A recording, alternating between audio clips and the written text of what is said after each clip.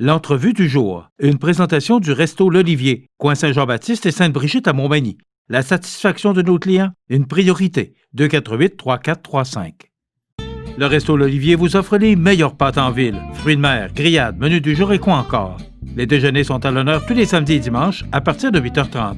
Fermé le lundi, le Resto L'Olivier à Montmagny, coin Saint-Jean-Baptiste et Sainte-Brigitte. 248-3435. Ma prochaine invitée, je la présente comme une comédienne parce qu'elle est comédienne, mais elle a étudié en musique. Alors, on a le plaisir d'accueillir aujourd'hui Mme Isabelle Giroux. Isabelle, bonjour. Bonjour. Ça va bien? Ça va bien, vous? Oui, merci. Merci d'être là. Ça me fait plaisir.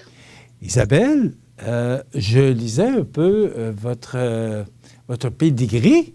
Et là, moi, ce qu'on m'apprend, c'est que vous êtes diplômée du Cégep de Drummondville en musique. Vous avez étudié le chant avec Joanne Blouin. Qu'est-ce que vous faites comme comédienne? Qu'est-ce que je fais comme comédienne? Est-ce que vous voulez dire comment je suis passée de la musique au jeu? C'est plutôt ça la question? Oui. Oui, OK.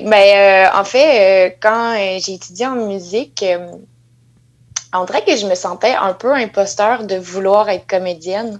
Puis la musique me semblait plus appropriée parce que j'avais étudié plusieurs instruments différents. Puis j'avais commencé à chanter au secondaire aussi. Donc, quand je suis arrivée à Drummondville, en fait, ce qui était arrivé, c'est que quand je faisais des spectacles, quand je faisais des prestations vocales, on me disait jamais que c'était donc ben, que j'avais donc ben une belle voix. On me disait plutôt c'est ton interprétation qui est intéressante. Donc, à un moment donné, j'ai comme catché, puis je me suis dit, bon, peut-être que c'est ça que je devrais plus travailler. Donc, je suis allée prendre des cours en interprétation. Je me suis fait coacher. J'ai essayé de rentrer dans les écoles au Québec. Puis finalement, j'ai été pris dans une école à Los Angeles. Fait que je suis partie. Oui, vous avez étudié au The American Musical and Dramatic Academy à Los Angeles. Vous avez étudié Exactement. le cinéma et aussi la comédie musicale. La comédie musicale. Donc, vous êtes encore tout près de la musique à Los Angeles. Parce que je savais que j'avais cette force-là musicale. Je savais qu'en ayant étudié en musique à Drummondville, ça allait être plus facile peut-être pour moi de rentrer en théâtre musical, mais alors que je connaissais zéro le répertoire de la comédie musicale aux États-Unis. Maintenant, j'en connais beaucoup plus. Et puis c'est ça. Donc, le théâtre musical, j'en ai appris beaucoup. Puis c'est ça, on avait des cours de jeu devant la caméra aussi. Puis j'ai aussi eu la chance de travailler aux États-Unis pendant 1 an parce que j'avais un visa de diplômé. Donc voilà. Puis et ça vous a fait apprendre l'anglais en même temps? Ça m'a fait travailler mon anglais, ouais. J'étais déjà quand même assez bilingue, mais tu sais, c'est toujours différent quand tu travailles au Québec puis que tu parles en anglais comme ça facilement puis que tu arrives dans un environnement où il y a pas personne qui parle français. Donc, si tu fais des erreurs, si tu comprends pas toujours, faut que tu poses les bonnes questions puis faut pas que tu sois gêné puis à un moment donné, ton oreille se fait, là, mais ouais, ça m'a pris... à avoir des cours en anglais de théâtre, puis d'impro, puis étudier le Shakespeare, là, ça m'a pris comme 2-3 mois à vraiment me faire l'oreille, puis vraiment être capable d'improviser en anglais sans avoir peur, puis sans trébucher, bref. Est-ce que c'est un atout de plus, Isabelle, de maîtriser l'anglais au Québec? Est-ce que ça vous ouvre plus de portes de maîtriser la langue anglaise? Moi, je pense qu'en tant qu'être humain, oui. Juste pour ouvrir d'autres portes de communication. Mais en tant que comédienne aussi, oui, parce qu'il y a beaucoup de projets qui se passent en anglais à Montréal. Autant les films américains que tout ce qui est du côté ACTRA, qui est l'Union des comédiens anglophones. Donc, je peux faire de la publicité en anglais, je peux aller faire du théâtre en anglais. Ouais, ça ouvre beaucoup de portes. Même au Québec? Même au Québec, oui. Okay. Oui, parce qu'on a quand même, il y a quand même une belle grande population anglophone au Québec. Pas juste à Montréal. Si on pense à à l'ouest du Québec, là, plus près de Gatineau. Il y a quand même beaucoup d'anglophones là aussi. Ouais. Ça fait 3 ans que qu'on peut vous voir quotidiennement dans l'émission Jeunesse Salmigondi. Est-ce que vous êtes encore dans cette émission actuellement? Ben, on a arrêté de tourner en 2017, mais ça joue encore en reprise, oui, depuis. C'était 3 saisons, très le fun, 3 ans de tournage avec ces beaux comédiens avec qui je travaillais, Ève Landry, Jeff Boudreau, Danny Gilmore, Marilyn Castonguay, Caroline Lavigne, tout le monde, mais tu sais, c'était tellement un beau projet, ouais. OK. Émission jeunesse, c'est un peu différent de ce que vous avez fait parce que vous avez joué dans District 31, on verra tout à l'heure un extrait. Est-ce que c'est plus difficile de jouer une émission jeunesse ou si vous êtes plus à l'aise? Parce qu'il y a des comédiens qu'on les sent vraiment à l'aise dans des émissions, de jouer dans des émissions jeunesse. Est-ce que c'est votre cas? Moi, je suis à l'aise, oui. Je suis très à l'aise dans tout, mais je pense que chaque rôle, chaque différent projet, je l'approche vraiment comme un cadeau et un cas particulier. Dans Salmigondi, je faisais une princesse assez princesse, là, tu sais, dans le stéréotype de la petite blonde, de l'enfant gâté qui veut tout avoir puis qui a tout le temps tout parce qu'elle fait un beau sourire puis tout le monde veut tout lui donner. Et en même temps, quand même, Crinoline, elle avait un caractère assez tomboy aussi, de compétition, et en même temps, dans la compétition, mais bonne joueuse aussi, elle était pas mauvaise perdante. Puis, quand j'ai fait ce projet-là, ben c'est pendant que je tournais Salmigondi que j'ai auditionné pour District 31. Et c'était juste tellement différent d'auditionner pour ce projet-là, de faire une mère toxicomane, que j'étais vraiment très excitée parce que j'étais comme, OK, là, on s'en va complètement ailleurs. Je l'essaie, puis je pense que j'étais prête parce que je pense qu'aussi, des fois, dans une carrière, t'es pas nécessairement prête à un certain moment pour un certain rôle. Puis là, j'étais prête à vraiment m'enlaidir, à aller chercher quelque chose de pas beau à l'intérieur de moi aussi pour pouvoir sortir le personnage de Mélanie Giroux. Puis j'ai pas d'enfant, mais je suis très maternelle. Fait que moi, tu me dis qu'il est arrivé quelque chose à mon enfant fictif, puis je me mets à pleurer, tu sais. Fait que je me suis beaucoup attachée à ce personnage-là de Mélanie Giroux.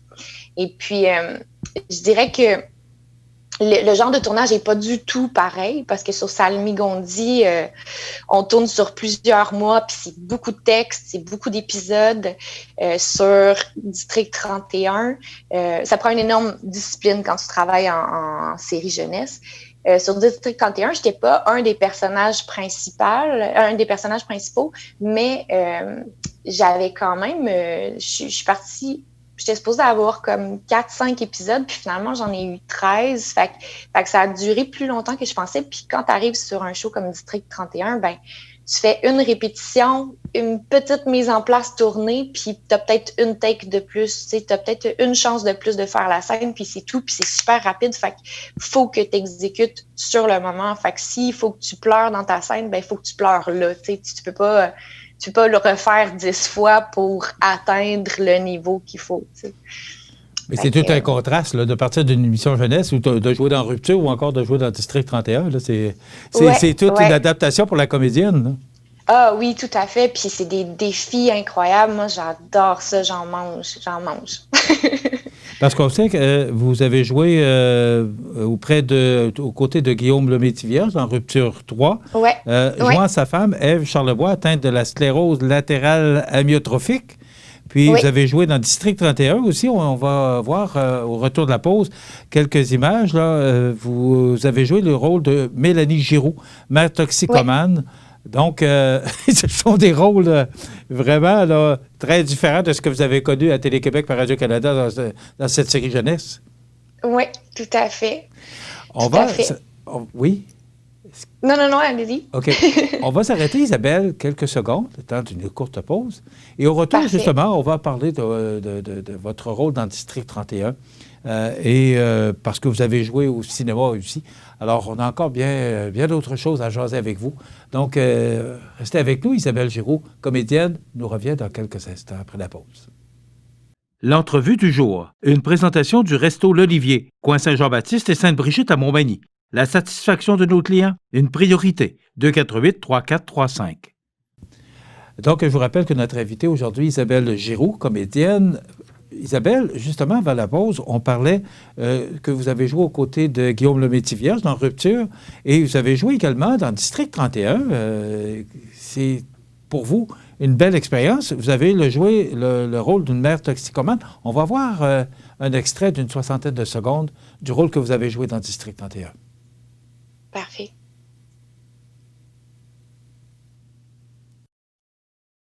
Il y a 2 caméras, une ici, une là, et que tout ce que vous direz pourra être retenu contre vous. J'ai bien des défauts. Je suis pas une mère responsable, je l'avoue. J'ai été serveuse d'un bar, danseuse, j'ai fait des danses à 10. Je me suis saoulée la gueule plus souvent qu'à mon tour. J'ai coqué, j'ai sniffé, je me suis craquée sur l'héroïne, j'ai fait du crack, du LSD, de la freebase, j'ai tout fait. Mais câlisse, j'ai jamais touché à un cheveu de ma fille.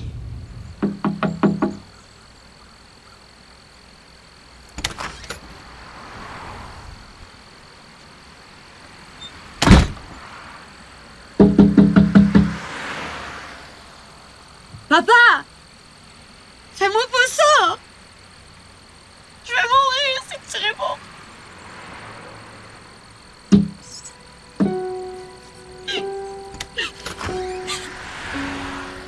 5 minutes. C'est un rôle quand même difficile. Vous retenez quelle expérience de ce rôle de Mélanie Giroux dans District 31? Ben, j'aimais beaucoup ce personnage-là. Je la trouvais très attachante parce que, en fait, elle était victime. Ben, elle était victime de son ex parce que c'est lui qui manipulait sa fille pour aller la faire garder chez un pédophile, etc., etc. Puis, aussi la mauvaise communication de son père qui l'a probablement pas aidé dans son cheminement. Michel Forget, acteur extraordinaire. J'ai adoré travailler avec lui. C'était vraiment inspirant de le regarder faire, de le regarder travailler, autant que de plonger dans son regard quand j'avais des scènes avec lui. C'était incroyable. Ouais. J'ai beaucoup de chance quand même. Je trouve que j'ai beaucoup de chance de pouvoir faire des personnages qui vont de l'Est à l'Ouest. Je pense que c'est pas tout le monde qui a cette chance-là et cette capacité-là. Il y a des gens qui sont faits pour un créneau de rôle, puis ça fonctionne bien, puis ils gagnent une vie avec ça, puis il n'y a rien à juger de ça, mais moi, j'aime ça, pouvoir justement faire une princesse et faire une mère toxicomane et faire une femme atteinte de la SLA, tu sais. J'adore.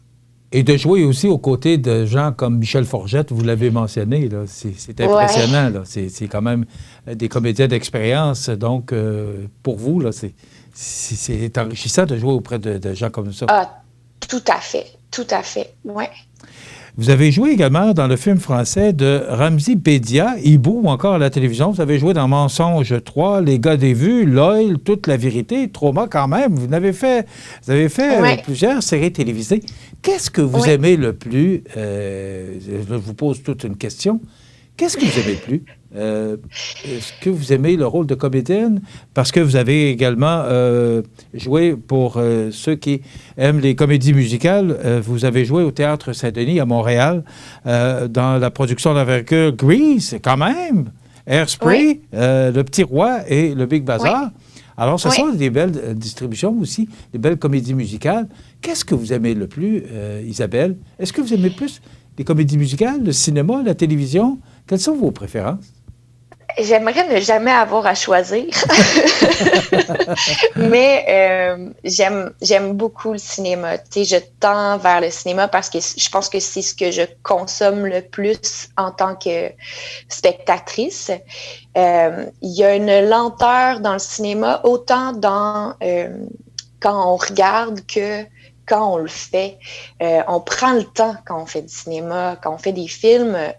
Il y a le rythme est beaucoup plus lent dans la journée de tournage. Fait que chaque scène est refaite, elle est repensée, elle est travaillée. Fait qu'il y a un plaisir là, tu sais, il y a un plaisir là d'en prendre le temps de développer quelque chose, tout le monde ensemble, l'équipe ensemble. Alors qu'à la télé au Québec, parce qu'ailleurs, c'est pas nécessairement comme ça, mais à la télé au Québec, on va vite parce qu'on a beaucoup de matériel à livrer en peu de temps. Fait que c'est ça, c'est qu'on n'a pas vraiment le temps de répéter, on le fait vite fait entre comédiens, puis là, tout de suite, les caméras se placent, puis là, tout de suite, on le fait. Mais c'est un autre défi. Tu sais, j'adore faire la télé aussi parce que là, c'est de trouver, toi, ton espèce de point de confiance où est-ce que tu dis, ben je m'abandonne, j'ai pas le choix parce que c'est là qu'il faut que je le fasse, fait que go, j'y vais. Puis après ça, ben quand on pense au théâtre musical, que j'adore aussi, le théâtre musical, c'est quand il y a une chanson qui part, c'est parce que ça va plus loin qu'une émotion qui est juste descriptible en paroles. Fait que la chanson est comme une extension de tes émotions. Et des fois, c'est juste un passage à une autre scène aussi. Donc, j'aime ça parce qu'il y a quelque chose de farfelu là-dedans. Il y a quelque chose de complètement fantastique. Si je pouvais faire un film de théâtre musical, un film de comédie musicale à un moment donné, là, je pense que ça pourrait être un summum. Tu sais, ça pourrait être... c'est un beau fantasme, mettons. Okay. Ouais.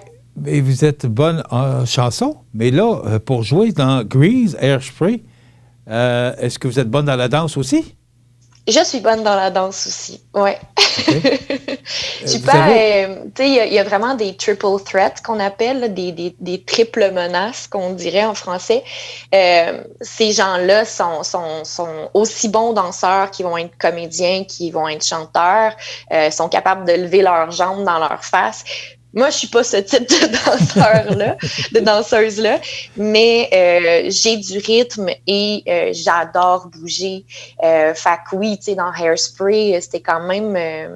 je faisais partie de l'ensemble des jeunes qui faisaient partie de l'émission TV, là. Donc, c'était beaucoup de chorégraphie. On était tout le temps sur scène. On était tout le temps en train de bouger. On était tout le temps en sueur entre deux changements de costume. C'était vraiment une belle expérience. Ouais, mais tu sais, c'est ça. Je suis pas la meilleure danseuse, mais je me débrouille très bien. Donc, ça fait que si tu danses, tu chantes, tu joues, ben... tu peux faire du théâtre musical toute ta vie aussi. Là. Ben, peut-être pas au Québec parce qu'il n'y en a pas assez, mais... C'était justement ma prochaine question parce que vous me disiez avant l'entrevue que c'était un petit peu plus tranquille en raison de la pandémie, là, comme plusieurs comédiens, comédiennes et artistes. Mais le fait d'avoir plusieurs cordes à votre arc, est-ce que, justement, ça vous aide à trouver du travail plus facilement? Tout à fait. Ouais, je vis encore de mon métier. Tu sais, j'ai pas abusé de la PCU. J'ai été chanceuse encore une fois parce qu'il y a toujours un petit contrat qui va rentrer.